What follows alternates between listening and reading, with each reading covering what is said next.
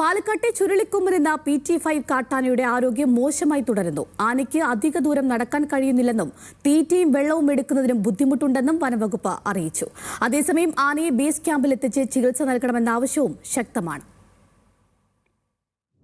കണ്ണിന് പരിക്കുപറ്റിയ ചുരുളിക്കൊമ്പന് നേരത്തെ ചികിത്സ നൽകിയിരുന്നു. Veterinary chief surgeon doctor Arun സക്കറിയുടെ നേതൃത്വത്തിലുള്ള സംഘം കാട്ടിനുള്ളിൽ വെച്ച് മയക്കുവെടി വെച്ചായിരുന്നു ചികിത്സ നൽകിയത്. ആനയ്ക്ക് വലിയ രീതിയിൽ കാഴ്ച പരിമിതി ഉണ്ടെന്ന് അന്നു തന്നെ കണ്ടെത്തിയിരുന്നു. എന്നാൽ ഇതിനപ്പുറം മറ്റ് ആരോഗ്യ പ്രശ്നങ്ങൾ ആനയ്ക്കുണ്ടായിരുന്നില്ല. പക്ഷേ ഇന്ന് ചുരുളിക്കൊമ്പന്റെ ശരീരത്തിൽ ആഴമുള്ള മുറിവുകളുണ്ട്. കാടിനുള്ളിൽ വെച്ച് മറ്റാനകൾ ആക്രമിച്ചതാകാം എന്നാണ് നിഗമനം. ഇനിയും ആനയെ മയക്കുവെടി വെച്ച് പിടികൂടി ചികിത്സിക്കുന്നതിന് ആനയുടെ ആരോഗ്യം തടസ്സമെന്ന വിലയിരുത്തലിലാണ് വനം വകുപ്പ്. എന്നാൽ ആനയെ ബേസ് ക്യാമ്പിലെത്തി ചികിത്സ നൽകണമെന്നാണ് ആനപ്രേമി സംഘടനയുടെ ആവശ്യം.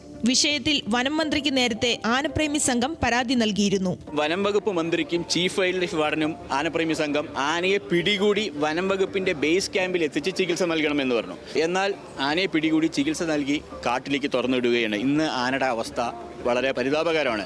വയനാട്ടിൽ നിന്ന് പ്രത്യേക സംഘം പാലക്കാടെത്തി ആനയെ നിരീക്ഷിച്ച ശേഷം തുടർ നടപടികൾ സ്വീകരിക്കാനാണ് നിലവിൽ വനം വകുപ്പിന്റെ തീരുമാനം. ന്യൂസ് മലയാളം, പാലക്കാട്.